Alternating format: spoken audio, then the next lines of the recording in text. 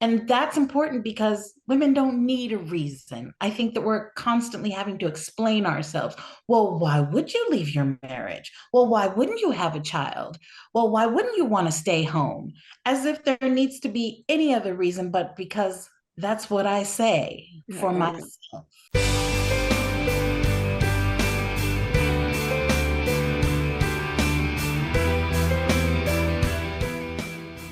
Welcome to our latest Book Reporter Talks To interview with our guests, Alli Frank and Asha Youmans. Now, longtime viewers and listeners are going to remember the story. Let me give a little backstory on me and these two authors. In January 2020, which seems like a lifetime ago, it was, a plague ago, it was, everything ago. I went to Philadelphia for the American Library Association convention. And I had already been in another convention and vowed I wasn't picking up any more books, no books. And I slipped into a talk that they were giving with some other authors. And I looked and I said, you've got to give me that book right now. And they handed me a copy of Tiny Imperfections. I pulled their last galley, grabbed it. And what's interesting is that's the book that I read first when I got home. And when I did, I was laughing and I was thinking, and there were so many wonderful things that went on. And I also had invited them to stop by the office the following week, which they did. And I started talking about their book that I called Snappy.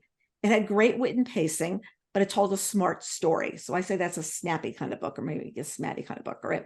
So I had the pleasure of interviewing them for their last book, Never Meant to Meet You, and which assured me that they were both snappy and smart. They were very, very on top of the game, and they're not one-hit wonders, what all. So that was going into the third book. I'm like, oh, okay, are they going to do it again? How am I going to feel? And I loved it. It's a Book Reporter Bets On selection, but I'm going to review what our reviewer, Pamela Kramer, had to say.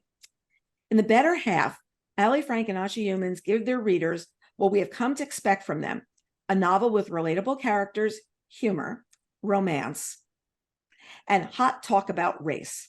The book flows quickly and entertainingly, but there's more to the better half than just being a great summer read. It's a thoughtful novel about race. And I can't say that more, but it's also with a chance to actually have a conversation instead of just being sort of given a speech. And that's what I feel like they bring to their work. So with that introduction, I welcome Alli and Asha. Hi, it's good to see you, Carol. Really No, good. I feel like I should just go to bed now. I got a great compliment. I should call it a day. Wrap it up. Wrap it up. Achieve. My bed. Taking, and we did it a third time, folks, not just the first, not the second, the third, So let's start by you telling us about the better half. Tell us where the story came from. Go ahead. Well, I mean, it came from us looking around and going, you know what? We have this whole new career that started in our 40s, about the same age as our main character, Nina Morgan Clarke. And boy, that our first careers as teachers and administrators in schools, that was great. And ending that, we just weren't ready to sit on our thumbs and wait for grandchildren someday. We knew we had a lot more to give, and we figured if we do, gosh, so many other women of our generation must be feeling this way. The second half of our life is turning out great. I don't care what people think about me. I don't care what they say. I'm comfortable enough. I've met some goals. My kids are nice. This half of my life is pretty awesome. And I'm starting this great new career. So let's write a story about it. Put some twists and turns in there. That's where Alli kind of comes in. Give our main character some challenges to face, just like we do in real life. Make a story out of it. I find that women get more honest in their 40s too. When you're in your 20s, or your teens, 20s, 30s, you have the best life, the best house, the best husband, the best kids. In your 40s, and I'm in a book club with a number of women that are in their 40s, and they're really funny. It's like, do you know what you did today? And we text these things sometimes. Like, they were having book group at the house the other night. And she said, my son has been standing in the shower for 10 minutes. He came out, he's still dirty. Like, I have to send him back in. And then we did a whole going back and forth on kids in the shower. And I'm coming at it from like, I've already been through this phase. So it's really funny to sit there and say, everybody's honest. Not everybody's kid is A++. So Alli, you feeling the same way? Well, yes, and there's also, I mean, the themes of life to explore are just more interesting the older you get. So with this book, there are a couple of things that Asha and I really wanted to explore. So one, because we do use humor to explore these different difficult topics of race and religion and parenting and privilege. But with this book, we were really curious to explore Zora Neale Hurston's quote, "Not all skin folk are kinfolk," because while the pendulum is swung and everyone, a lot of people are really interested in having a greater depth of understanding about different races and religion, but it can easily move to this monolith of one Black person can speak for all Black person, or one Muslim person can speak for all Muslim people. So we wanted to explore that all skin folk are not kinfolk. And we also were working on this book, I mean, at the time when just the early inklings and conversations about what might happen with Roe v. Wade starting, and like we never thought it would end up where it was, but Asha and I were, super curious that those conversations, when it talks about women and choice, more often than not, focuses on the young female, the disenfranchised female, the single parent. And we're like, well, there's a whole host of women who should also have autonomy over their bodies, who people might have more opinions about actually, but they aren't part of the conversation. And those are the ones that can afford a child. They can give a child a great life. They, are fully capable. They have love and support, but they are at a point in their life where they don't want to. And that should also be allowed as well. So we were really curious to explore that avenue.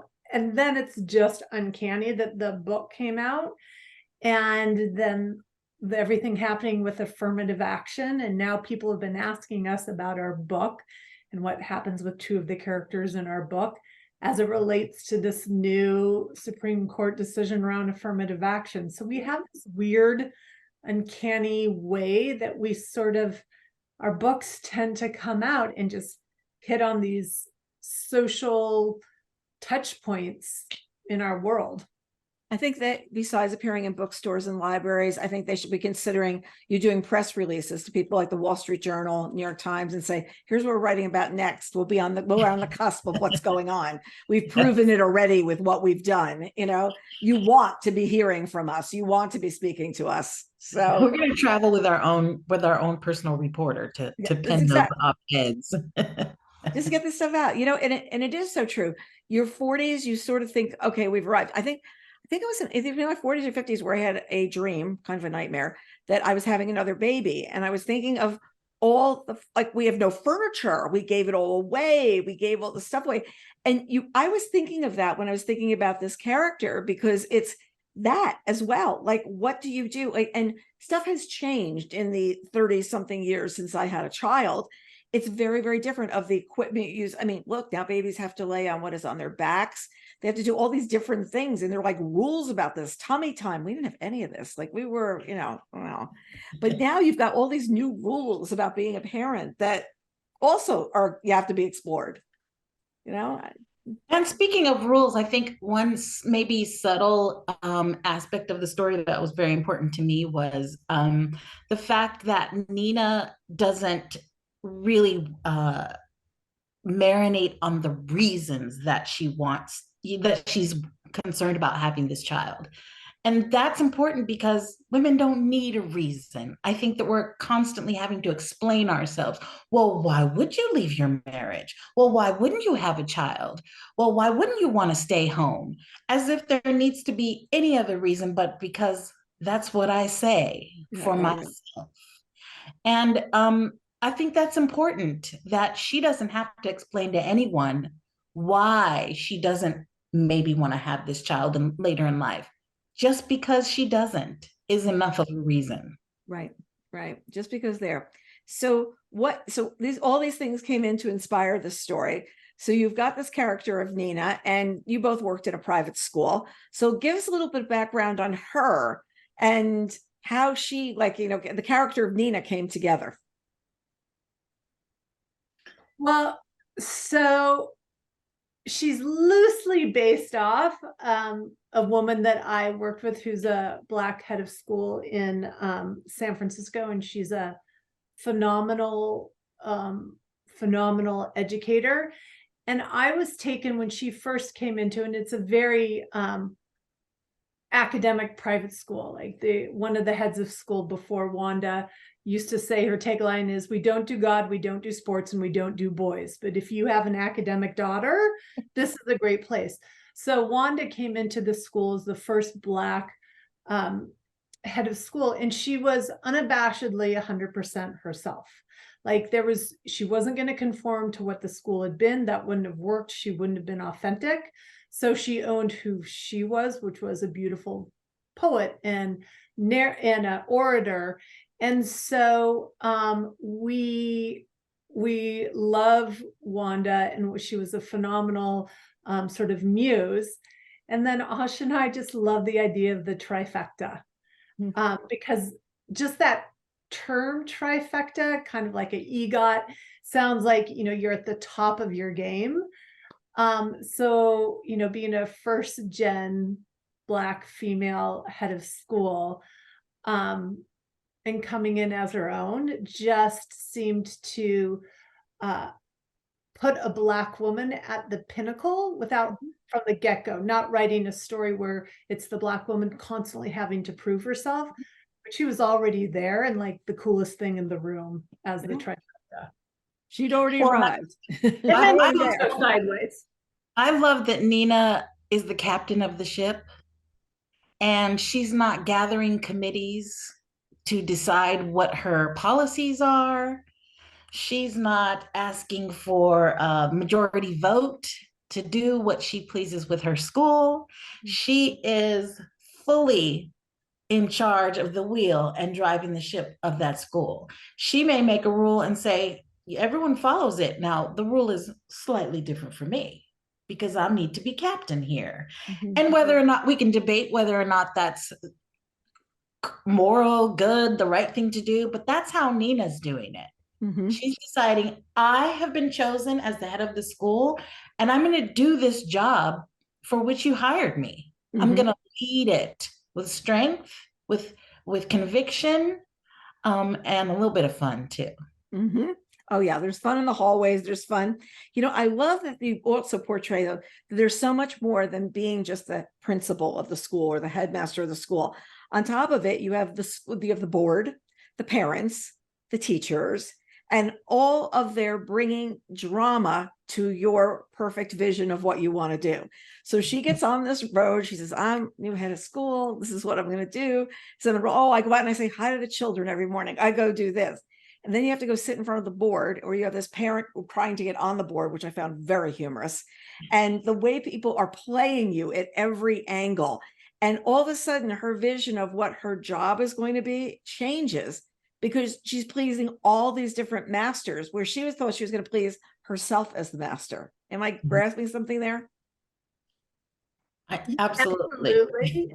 Absolutely. And that really came from, so I thought that my career trajectory, because I left private schools when I was an assistant head, and I had applied to headships and been offered positions, and I had a real reality put in my face of like, I was in education and I loved schools and I loved leadership when it was leadership of the kids and of the teachers. But when I realized that my job was going to be the majority of, raising money and governance of a board, I knew that was not going to be my strong suit. And I was thankful I realized that before I stepped into the position. But that's, I think, a real reality that can be challenging for heads of schools who have been educators forever and love the children, but you get further and further and further from them. And Nina has to find her footing of being an employee of the board, but being the captain of the ship. And there's some real challenges that she comes up against in the book around that. And it's, I see one aspect of doing this, but woo, I didn't see sitting in the board meeting quite the way I was going to, and what their concerns are. They're so far removed what I saw in the hallway all day long. What I saw was the day-to-day of what's happening with the children. And I remember it used to be, I was working at the magazine, they say, oh, we got a really good salespeople, let's make them the ad director. And I'm like, no, they're a really good salesperson. Keep them out there making money for you, because they may not know how to lead people or motivate, or as you recognize before you took a job like that, take this job as multidimensional. It's not just about making great events and great programming for your children. It's a lot bigger, a lot bigger. So I love Nina dressing up for Halloween. She does do these things. She's greeting the students in the hallway. And I feel like these are the kind of connections are the ones she treasures, and they make up for all the behind the scenes drama to her. She can have a really big night. Did you decide in advance the certain things that would define Nina, like going out in the hallway or Halloween or any of these things? She had certain things that she did at certain times of year. She had her costume all ready to go. I thought that was great. And then write them in, or did that happen organically? Did you say, this is how we're doing Halloween? This is how we're going to do Christmas. This is how, what was it? Because it's against the school year. And that's like one thing you've got as the arc on this book is it's up against her first year. Like we start in August or July when she's getting ready to wing into this job. And then from there, it's like September, October. Yeah, well, it's great that you're recognizing those touch points in the story where she's actually interacting with the kids, because as former teachers, I mean, that was the thing. That was the joy of working in the school. I knew as a pre-K teacher, I was not gonna be able to vacation on yachts every summer with my salary, but I got paid extra tips in hugs, and love from the kids, and membership into families over 20 years. That was it for me. I'm sure that my credit score would be better if I had paid more of my bills on time, but I didn't care. That was the joy of teaching. And I think that Alli and I deliberately wanted the readers to see that that remains even when you're an administrator, not directly in the classroom with the kids every day. It's still about them. And that is where the joy comes from. And if you don't enjoy that part, then don't enjoy. And Alli, what else you got? Yeah. Well, and absolutely, I mean, what Asha said is 100% true. And when you're an administrator and you still hold very close to your heart that, it's all about the kids at the end of the day, then when you have to make decisions like about what songs can be sung at the holiday concert, I mean, I can't tell you how many times I would have to have discussions about things. I'm like, I can't believe I have a graduate degree for this. So this is what we're talking about. This is it. Like constructing the Halloween email, or constructing the email like, you can't have this or this for the party snacks. I'm like, really like I'm not working on curriculum. I'm spending an hour on this, like, party food list. So those type of administrator moments are when the things that I wanted to say out loud when I was in the job, but couldn't, right? Now I can through Nina. Right. And, a lot of those were particularly the Halloween thing. Like, oh my God, Americans more so than anyone can beat the fun out of anything. Really, in very liberal schools. Yes. Yes. So, I mean, that felt like very real to me. So real. Yeah. The conversations about who can drive to school and park, who can't, what you can do. I had one, Wade Rouse, who I told you about before. He wrote a memoir, which was Confessions of a Prep School Mommy Handler.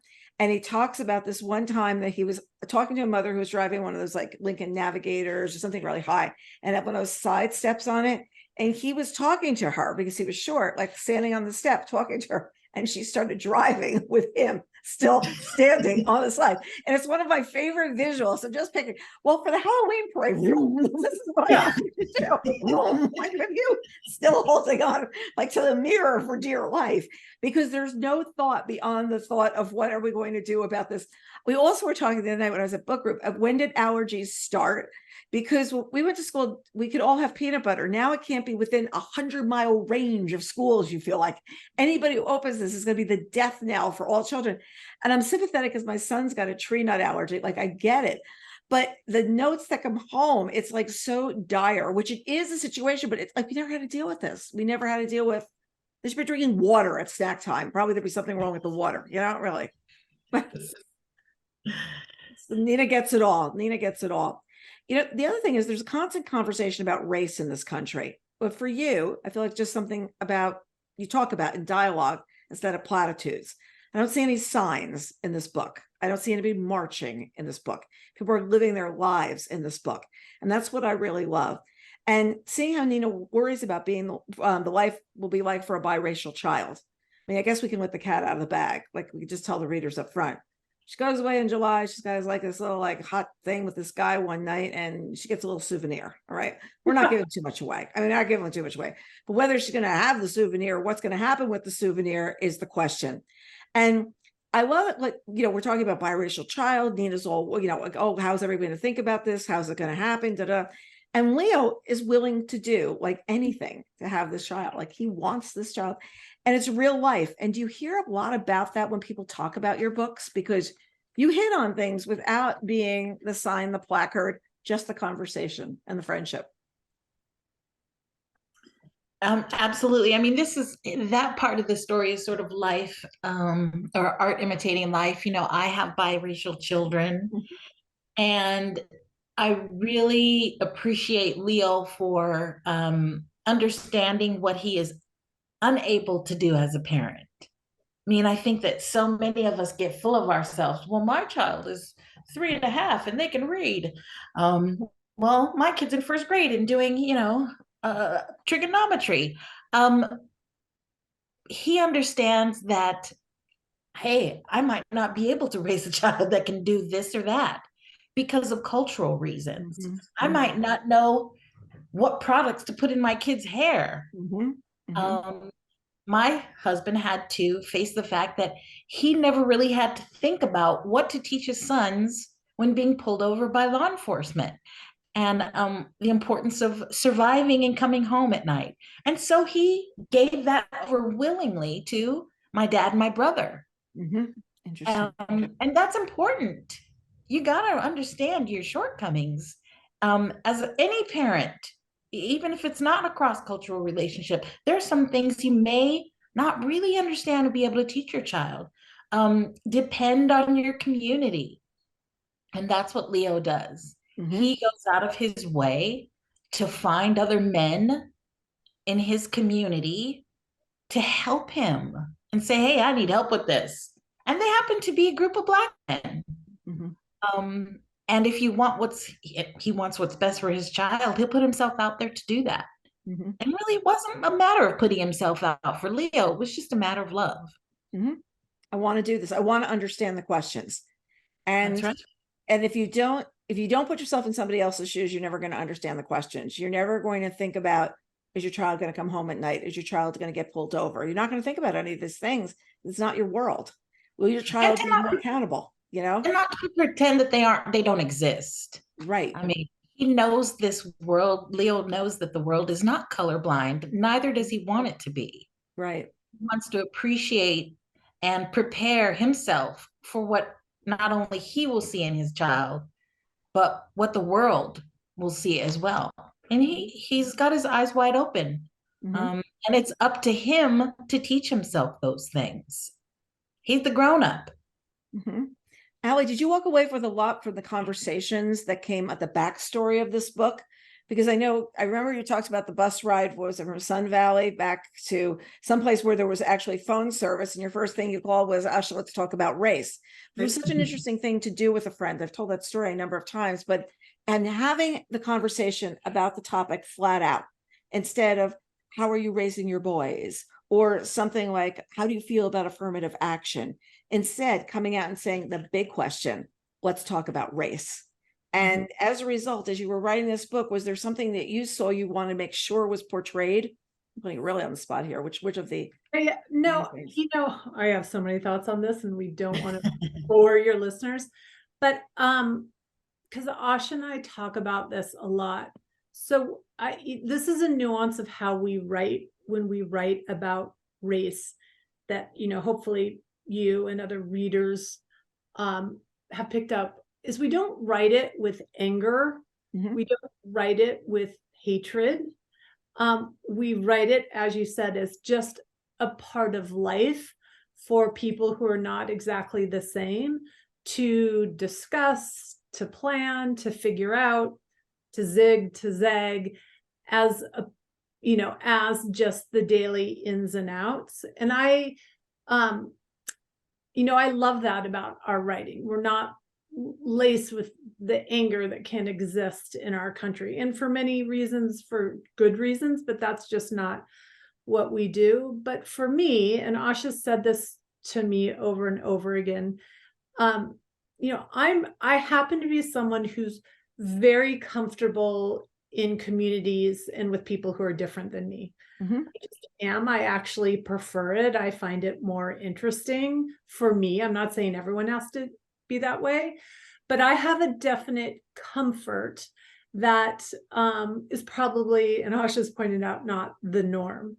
So if I can be part of storytelling that brings other white people to a place of a little bit more comfort, well, then I'm super excited about that, because I believe there's only great joy and bigger avenues you can have in life by living in a place of comfort, surrounded by people different than you.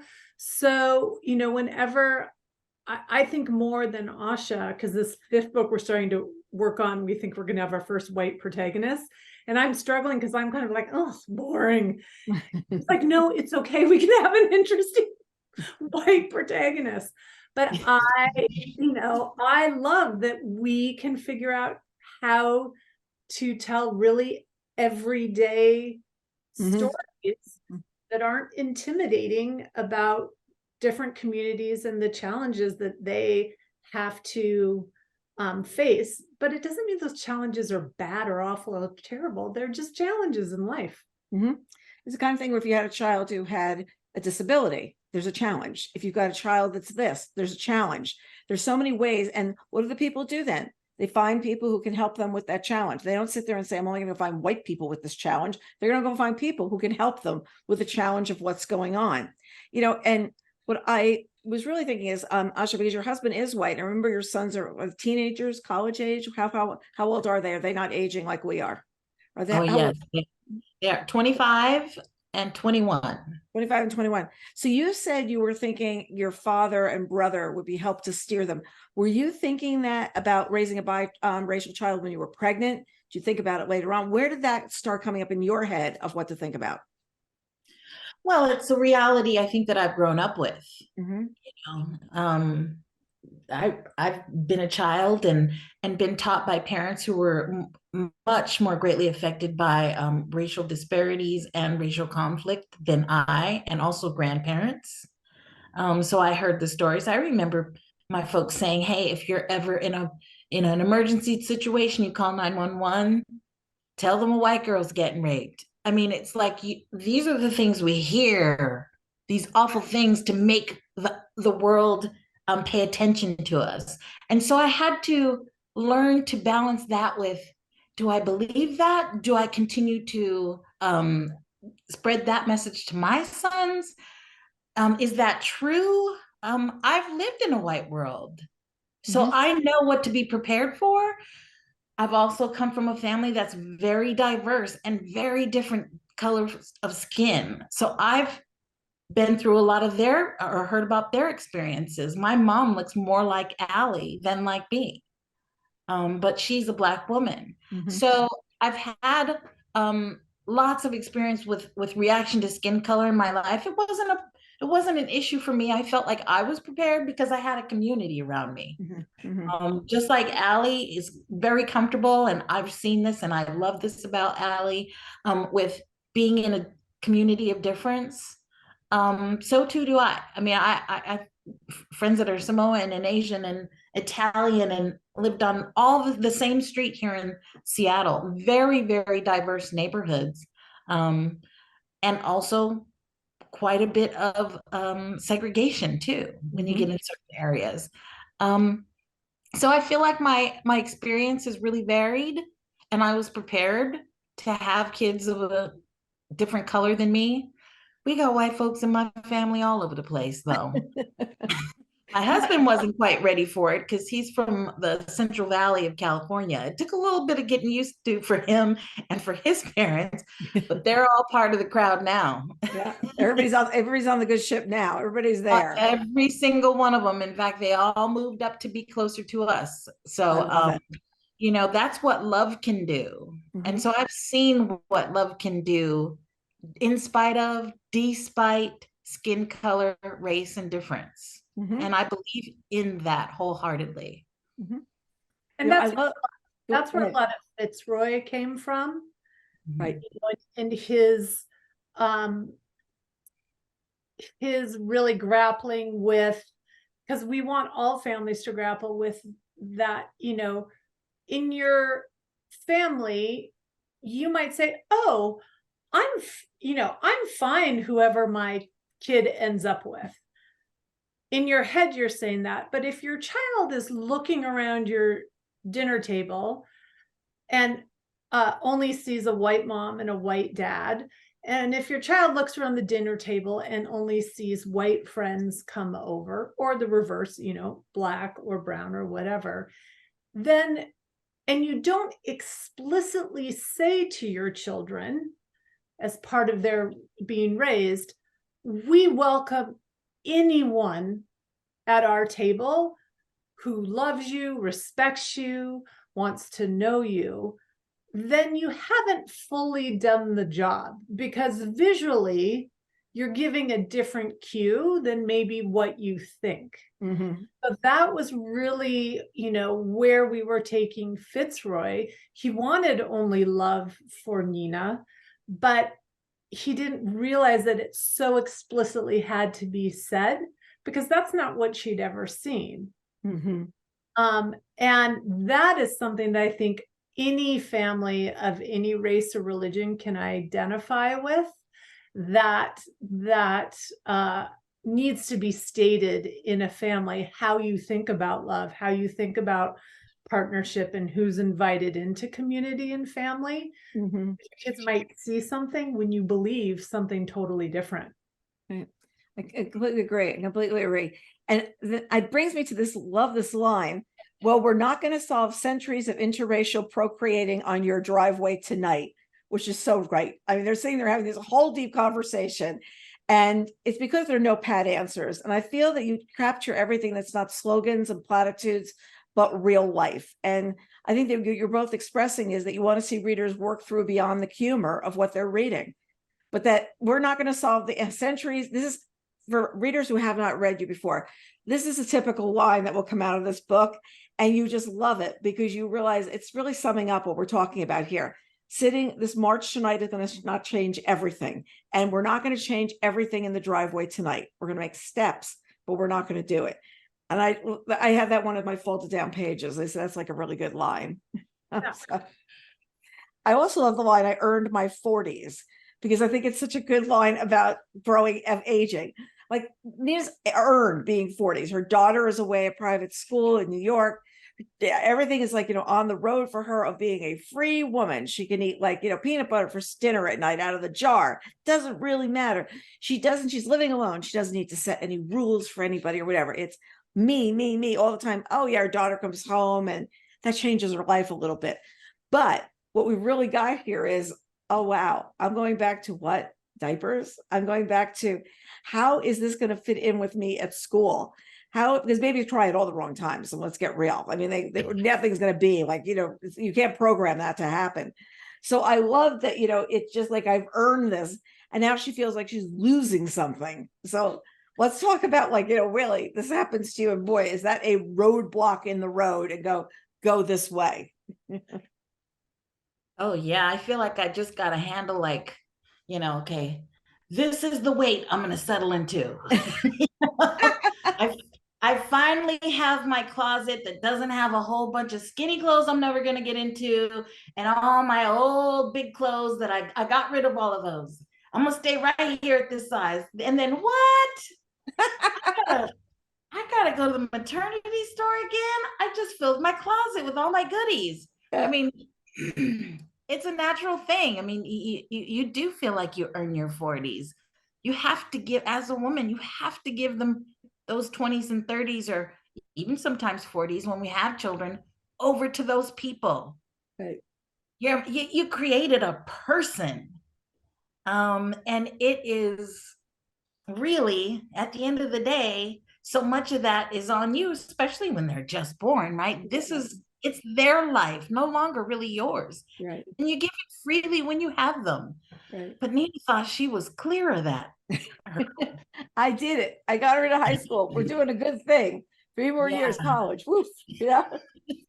Not just like your kids, it's also financially, it's so much. I have this thing right now. I mean, Asha and I are now in our 50s, but this is just an example, but it happens all the time. I was out to dinner with some girlfriends and I was like, oh, those are new shoes. Those are really cute. And she's like, oh, thanks. But I got them on sale. Like, she started justifying her new shoes. I'm like, you're 50. You've been working 30 years. Like, they don't have to be on sale to buy them anymore. Like, you earn those shoes however you chose to buy them, whatever price you paid for them. But as women, we're always like, oh, we have to justify anything that we do for ourselves. Right. And so now I feel like my new job is to be out in the world saying to all these women, you can buy it even if it's not on sale. Even if like, it's okay. It's so all right. It was, and I'm still laughing, Asha, about you in the closet. I still have clothes that I never will get back into. Like, it's like I had a baby. Those hips are in a different, the joints moved. It's not me that moved, the joints moved. But you're sitting there, you're laughing because you have these things of like memories in the closet. So I packed up some of these fine memories, some of these Ralph Lauren cute jeans and all this stuff. And I sent it to Athleta because they have this, program. You put all the clothes in the bag and then you get some money back. I think I got like $15. I'm like, did they not know the quality of what I was giving them? Did they not? No one wants to wear those cool green jeans that I am never going to get my body back into. So I was doing this thing where I was trying the clothes on. And if they gap like this much, then like you can't, like it's not going to happen. But it was funny how much we do hold on to of, oh, I can't compare that. Oh, no, I'll be back in that again. Yeah. I've been really struggling for over a year. I'm like, jeans always looked so cute on me. All of a sudden they don't look cute. And I've been trying on all these jeans, like trying so hard to find like a new pair of cute jeans. And just 2 days ago, I was talking to a friend of mine about it. And she has an amazing figure, but I was like, I got to find jeans. And finally she goes, why? I was like, you're right. Why? I don't have to have jeans. Right. I think so. I don't look cute, but I was so trying still to fit in that area. Yeah. And she said it so subtly. She's like, why? Why do you have to wear jeans? Like, oh. Well, just think about Nina. I mean, going to a soccer game and standing at the sidelines at my age. I mean, before when my kids were, in middle school, I'm polite. My hair is combed. I don't want to embarrass them. I'm always there with the snacks for the kids and on time and cheering the loudest. I feel like if I was Nina and, her kid's going to be 10 and she'll be in her 50s like I am now, please, I'd show up on the sideline with a Corona in my bathrobe. I'd probably throw a few bags of Takis to the players after they get off the field. I mean, I wouldn't care. I wouldn't want to care. Right. So I love that, those are the things she has to face, and we all would, being a mom at that age. So it was fun to think about her challenges coming up. I think picturing Nina at like the birthday party for 3-year-olds and going, right. So not going to work. I know that's going to work. I've gone, you have 10 children here. It's supposed child's age plus 1. Like, this is not, because you've been down the road. I remember a friend, she had a baby, much older. And she said something with all these really young moms. And she was like, she's upping her game to be in the game with the mothers, and it's like, sometimes you just can't pull it off. It's just, I got to be me. Oh, that's me. I mean, I'm an old mom, and there are moms in my daughter's class that could be my daughters. Wow. I'm like, yeah. Yeah. Yeah. Yep. But it's at the same time, it's a beautiful thing because I really don't care. That's the 50s for you. It's Yes. like, I'm But then done. what you've also got is some of the great dialogue takes place in text. Now, what's freeing for you about writing that besides the you have to say, he said, she said, this one said, that one said, happily, somberly or whatever. What's the best thing about writing dialogue in text?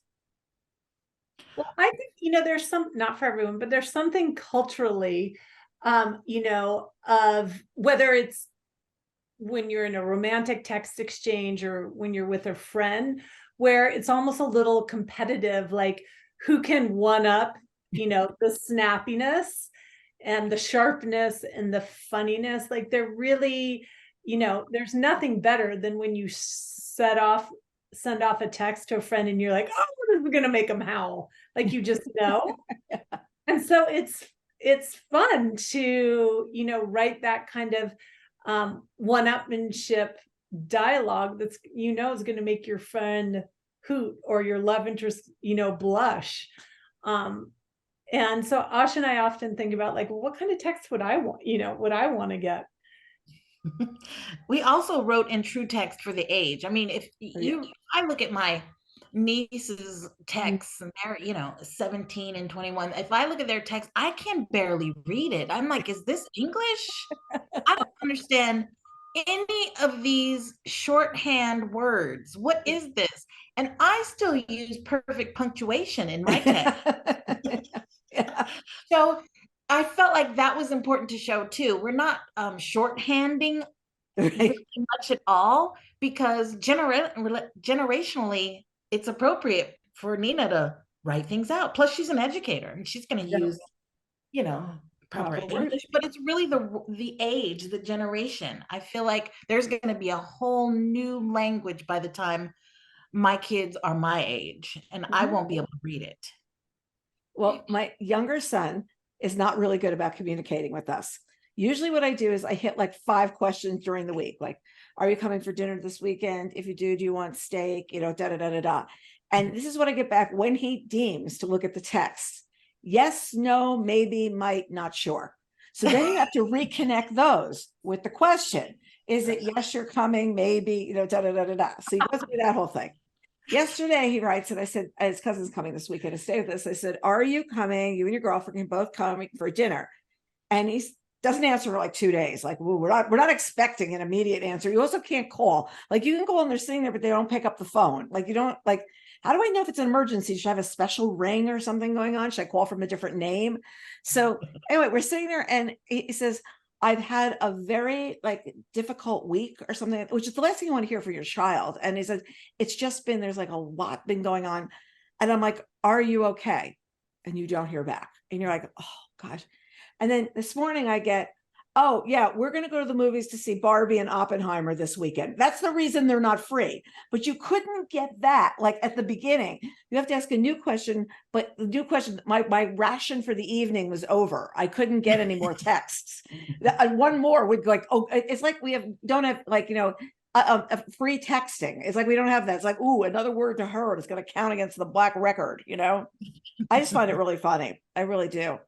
There's a great line about Leo not being anything special. And her best friend turns and says, but he's special to Nina, and that's all that matters. And I think that that's like a really great line because she's debating, is he special enough for me to take on this challenge in my life? Special enough for me to want to be with? And she's grading it against the rest of the world. She's grading it against herself too. Maybe a little bit of both. Am I speaking tongues or is that making sense? Making sense? That's all the sanity of Asha.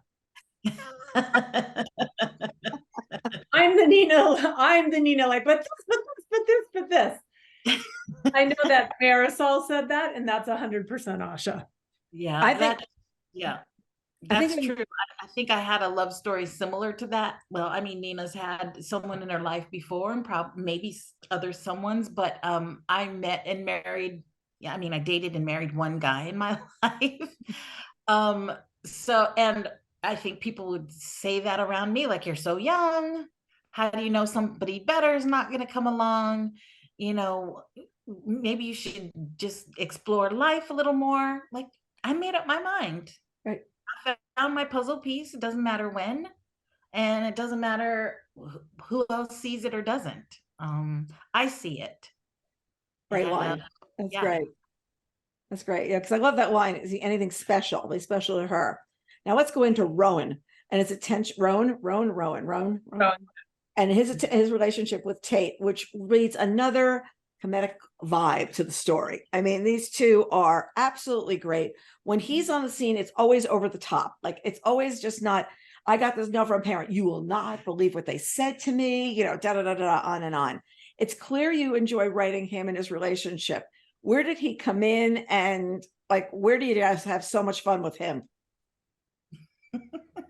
Well, so Rowan's our one carryover character from our very first book, Tiny Imperfections. Yep.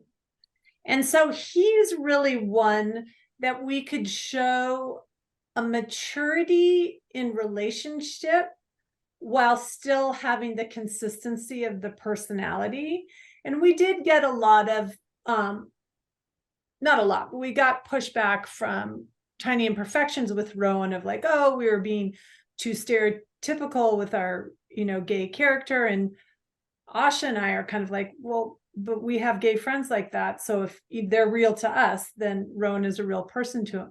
But you can have male, female, straight, gay, whatever. You can have an over the top personality that still matures in sort of the, you know, the natural progression. So that's, you know, that's who Rowan is. He's still over the top, but yet he too can find that, you know, next step of that ultimate partner or that next step in life. And he can try to do it in his own way as well. And there's all the same questions of, is it right or not? And his own sort of big challenge comes up around that. Yes. Well, so it's fun trying to mature an over the top person. Yeah. And he was And definitely had to be. He's a professional, you know, he's great at his job. He's caring towards the students and their families, which we get a chance to see, and he's supportive of his boss and the betterment of the school. So over the top, and maybe what people might classify as somewhat stereotypical, doesn't mean, you know, a lack of awesomeness. Right. Rowan is, you know, Nina and Marisol's boo friend. Right. I got a lot of boo friends, and I love every one of them, and they're all smart, capable, kind. That's why they're in my life, and they make me laugh, and we wanted to add that to our story. And I don't think it's the last time you'll see Rowan. Oh, I hope not. Because I also love that he did get the applications in on time. He did get everything done on time that he was supposed to do. He doesn't miss his deadlines, but there's drama surrounding it like all the time, and you can just tell it's fun. So then let's go to the female friendship between Nina and Marisol, and that's such a huge part of the story. And besides your fabulous friendship with each other, do you each have a friend or a posse of friends that just inspire you all the time? Because you write about that friendship thing so well. Oh yeah, I feel like I have friends that have seen me through the many multiple changes in my life. You know, friends from high school that I'm still extremely close to. I have a group of girlfriends that I went to high school with, and we will never leave each other's side. Even though we're spread out, we have a WhatsApp group, we stay in touch, we support each other's children. And I have new friends that I made later in life, which, you know, I wasn't sure if I was really interested in doing. Maybe in my 30s or so, and I'm sort of, you know, slowing down and not really wanting to go out to the club, and I don't need any new friends because she might want to go out and I'm tired. Well, I just found those women who felt like me. And I do have a very diverse group of friends that I hang out with on a daily basis, and they do inspire me. I tell them, you know why this notebook is here on the table while we're having drinks, ladies? I'm gonna write down all the wild stuff you chicks say. It's going in my book. Right. Let me be perfectly clear. Yeah, this punch is on the record. They're under a microscope, and I'm using those interactions. So I have a mix of both. And then I call Alli my super friend. Right. because it's different than a best friend with Alli. It's my close friend outside of work and my close friend inside of work. Mhm. And to be able to maintain a relationship like that, it's very tricky to have such an intimate relationship with someone that you also work with. Like I could never do that with I could never work with my husband. Yeah. I love him, but I don't want to work with him. No. And see him at home. But with Alli, I mean, we just turned in our 4th book, and I sent her a text yesterday. I was like, I miss you. What, you haven't called me to tell me that, hurry up and finish that editing that section of dialogue. And so, I think my friendships have evolved and changed, and I've made them what I need even more as I get older. And they understand your work time, your this time. I mean, I have friends, one of my closest friends called me during the day the other day. She said, I'm not going to keep you. I know what you're doing. And it was crazy because she's not working. And she said, I know what you're doing. And I was like, yes, but I want to hear the story. Like, I'm very interested in the story. So keep going. She'd been to an author book event and wanted to tell me all about it and who was there. And I just love that you just pick up the phone and have that conversation. Like, I've got a couple of minutes and I need to get you in the loop on what's going on. And I have another friend that I desperately need to come over here to show me how to do some knitting questions, because I can't start this thing because I'm knitting something and I have no idea what they're talking about. And I've been knitting for a long time. So I was like, she'll have to invite her over poolside just to show me how to get on and off because I can't figure it out. How about you, Alli? Huge posse of girls? Do you write down too what they say? Yeah, I don't, there's all different types of female friendships. I've been consistent my whole life. If I choose friends that inspire me and make me want to be a better person, personally, professionally, intellectually. And, I look around, I'm like, there's a lot of things I haven't done well in life, but like, I'm a great person picker. I really feel like that is something that I've nailed in life. So, and I am loyal and I love them more than anything. So there are some people that have a whole realm of acquaintances. And, I have a posse that like is deep and strong. I mean, I'm sitting on the floor of the house of my roommate from freshman year in college. Yeah. And, all these years later. So I really love women that help other women become better in the world. And I know one thing that Asha and I agree on, and we bring to our books when we write friendships, is that neither of us look to our husbands as our end all and be all, and then our friendships are secondary, that our relationship with our spouse is as important as our relationship to our friends. And we write books where the love interest isn't the final outcome, isn't the ultimate achievement. It's a lovely addition if it happens. But every character from, Josie in our first book, Margette in our second, Nina in our third, like their lives are full of people and love and support before that love interest ever steps foot onto the page. And so we really write it as an addition, not an answer, because that's how we live our lives with our friends. Very interesting. And it's true. A lot of books are going towards that. Towards going to the guy, going to this, going to that. No, this is going. So, okay, if I'm correct, each of your books has had a Black woman as a protagonist. Have you ever considered swapping the line where a white woman is the protagonist and a Black man's the love interest? Have you thought about doing that? Well, that's coming up if I can wrap my head around it. It's funny. I sat reading, and I know we had a little conversation, folks, before we started this. So I did have that question down on the paper, just so you're seeing. Like I didn't make that up, and I thought about it because you've tackled the question that's always out there from one POV, and switching to a different POV, what ends up happening. And I was very curious about that. Interestingly enough, before we actually do this fourth book that we turned in that we're super over, is that we're taking a step out of both.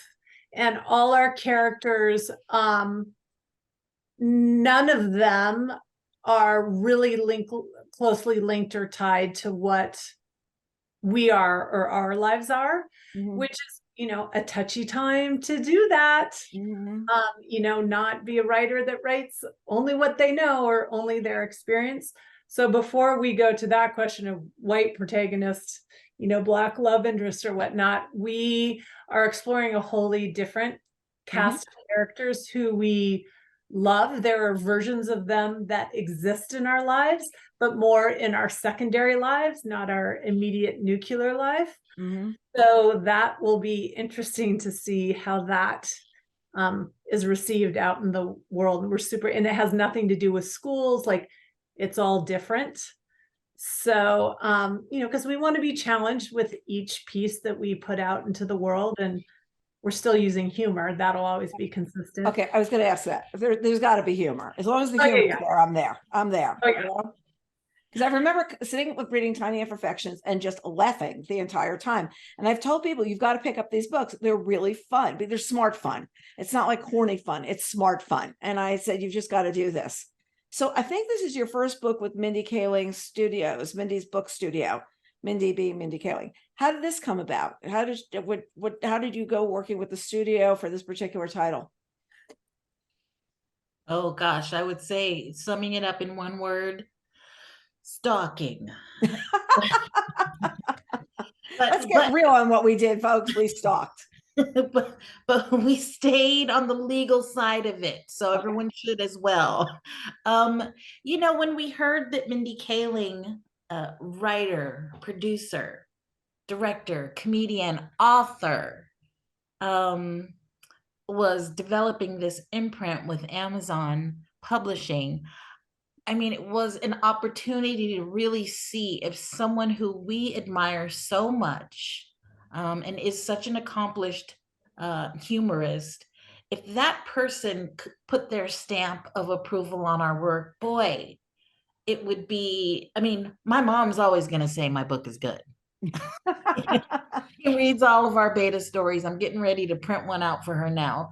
But having her stamp of approval was just something that told us we were on the right path. That we were doing what we were supposed to do, that we were hitting the mark. And we pushed our amazing editor from Amazon to get our book out in front of her and her team. Our editor did a fantastic campaign on our behalf as we sent off emails to her every day, practically. What's going on? What have you heard? What do you know? Have you heard anything? Let us know. We're here. We're just waiting. And to hear back that we were selected to be part of her book studio just made us feel like, gosh, okay, that's, beyond the stamp of the readers, which is always so touching and great for us. We love the support we've gotten from our readers, but we know I'm familiar with her work and what her eye can see. And we're so grateful that she saw something in our story. And the only thing I would add, and I actually said this at the Zibby retreat the other night, is that is sort of the bigger lesson, which I think is something that when you are a woman more seasoned in your life, you get comfortable with. And if I could help 20-year-olds and 30-year-olds get more comfortable with, we put ourselves out there. The worst that would happen is she said no. Right. Who cares? Right. Who cares? But the best that could happen, like Mindy had to buy 4 books. One of them might be ours. So I think that Asha and I are really fortunate coming into the publishing game in our 40s, is that, this is a horrifically difficult and hard and soul-crushing business. It just is.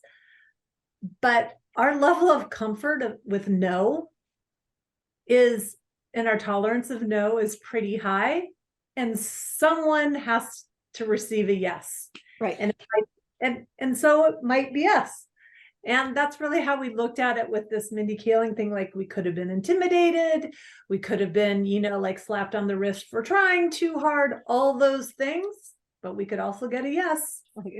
That's a great attitude, a way to go into it. Could get a yes. Yes, could happen.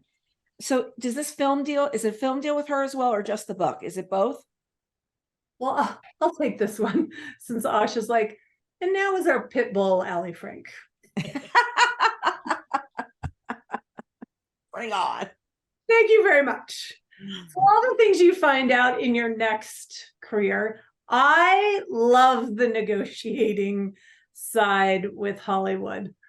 And, you know, we ended up with a really successful deal for Tiny Imperfections with Netflix.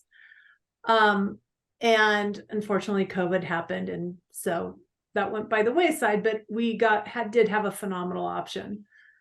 With Mindy Kaling, the deal is that Amazon Studios gets first right look. So Amazon did look at our book. We did go into a several month negotiation.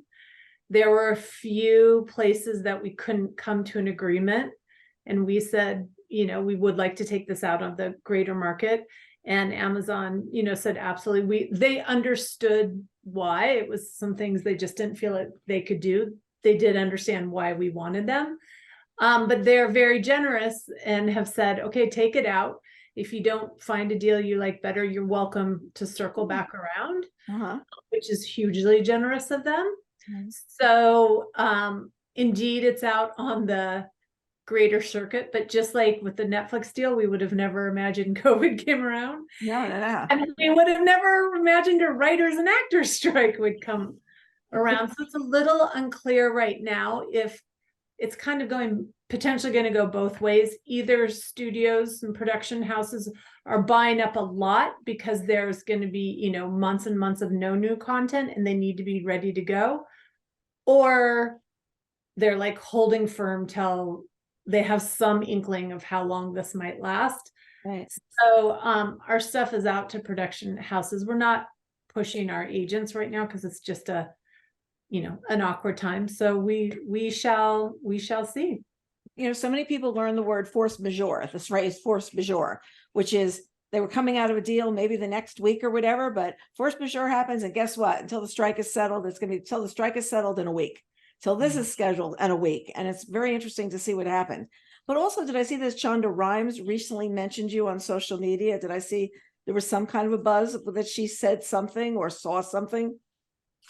Well, and you know, she's got, just as we know that everyone's got their people working on their social media sort of, but we were mentioned on Shondaland on her website as one of her picks for July. And yeah, I mean, we're hoping to catch the eye of anybody that's doing big things in Hollywood. And I mean, you can't really say too many bigger names than Shonda Rhimes or Mindy Kaling. So it's all, you know, whipped cream and cherry on the top to our writing. And it just encourages us to keep on going with these types of stories because obviously they're being enjoyed by someone. Right. So. Right. Exactly. You know, and it's interesting too, because I said the other day, if you want to see stars, you go to a picket line right now because everybody's out there, but I don't recognize the people. They go, look at so-and-so on the picket line. I'm like, who is that? I didn't know they look like that. You know? The makeup artists are off right now too, Carol. So. It's a big deal. There's no hair and makeup before the picket line. You know, I doubt if the Botox salons are getting any play or the hair extension, the salon. Yeah, they're not getting all that. Everyone's off right now. You know, there was a night, and they're all in Europe.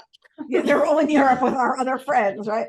Well, you know, it's really funny because the other night I must say I have not done this before. I watched the Kardashians, and I was amazed at the way they add hair.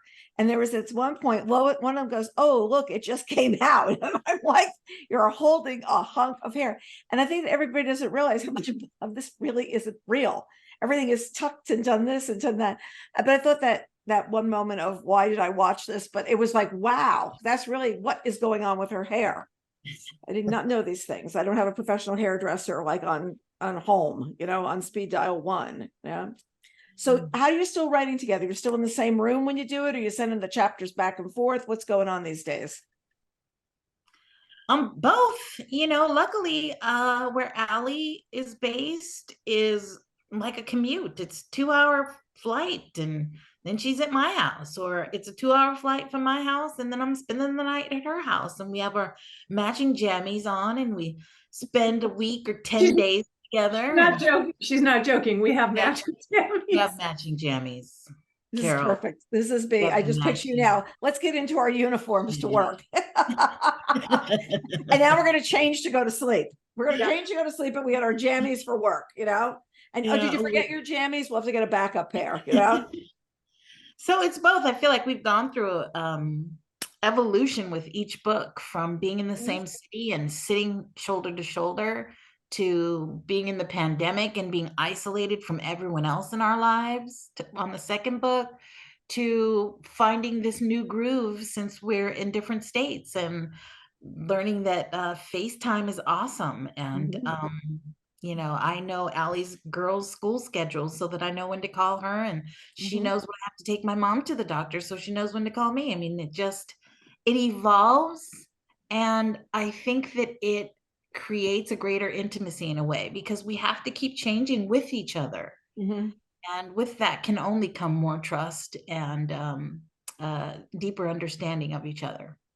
But where you would get with that changing with each other, we also have, now going into like just turning in book 4, thinking about 5, we have a shorthand now that, I really want, which we would talk about a bunch in person, that is earned over time. Like our, Asha has, a well of faith in me if I say something really stupid about a Black experience, that, I'm not a complete moron, or if she says something, off the rails about a Jewish experience, but that is earned. And I think that's really important that we like to share with people, because particularly there's a lot of white people out there. They're like, well, I said something, I got my hand slapped, and now I don't want to speak up anymore. It's like, well, you have to earn the right, the ability to make a mistake and be forgiven and move on. And so we have trust me, we still have our issues, and particularly when we get tired and it's towards the end and all that stuff, but we also have a shorthand of trust and faith and best intentions and experience that we'll get over the hurdle. I mean, I know, and I do it way more than Asha, so I'm going to own it. Like, I go through the same angsty highs and lows at all the different points of every book. And I call Asha every time and I tell her every time, but no, this time it's different and you're not listening to me and you don't trust me. And Asha tells me this time isn't different and we'll get through it. And I say, no, we won't. And she says, yes, we do. And I get off the phone and I'm annoyed at her and think she doesn't understand that this time it's different, but she's So true, Carol. Like, that same spin happens each time, but ultimately we know this time we really will get through it. Does she tell you to go put on your jammies at that point and buck up, girl? Just go jam and buck up. Puts me on mute. Like, there's a lot of this now. But I do say, being on mute, I have to go. Okay. Because I'm getting the tap. You're the house guest. Yeah. Yes, because we have to be somewhere in just 20 minutes, and I forgot. You go. It was so good to see you. I'll finish with you. Okay. Sure. Thank you so much, Ash. I'll talk to you soon. Okay. Talk to you later. Bye, Alli. Great to see you. Bye. Bye now. So, Ash, at this point, do you told us before you do talk to book groups? And yes, if groups want to get in touch with you, what should they do? Oh gosh, we absolutely love book groups. I mean, I know they became a big thing when Zoom was all the rage, right? I mean, Zoom became big because it had to be. So we depended on book clubs, and especially those virtual book clubs, so much as a way to connect with readers. It was the only way.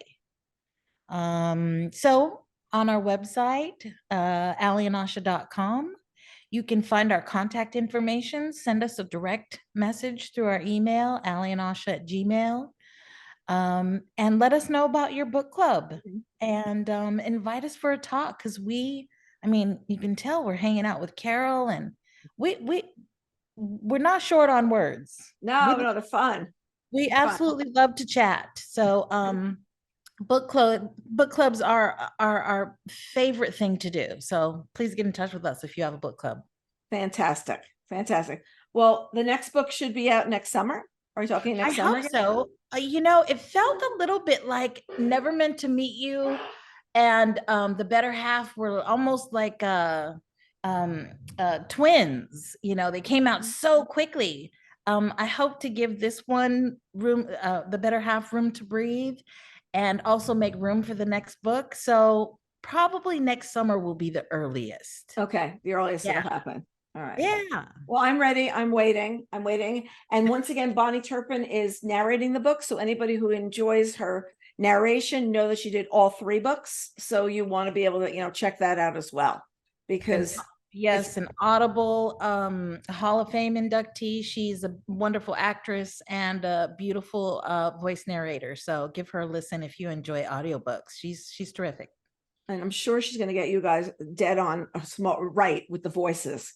I just love it. I mean, there were so many moments that, you have those great lines that you fold down and say, yeah, I got to get back to that one with them. I really like that. I really thought that was great. Oh, good. I'm glad. So good to see you again. We'll have to meet up in person at some point. If you get to New York, let me know. I'm definitely after Seattle, which is where I was born and bred. I mean, I love me some New York. So I'll see you soon, Carol. Definitely. Definitely, for sure. And to our readers, look forward to seeing you next time on Book Reporter Talks To. Asha, again, thank you so much for joining us. Thank you. Always a pleasure to see you. Okay, have a good one.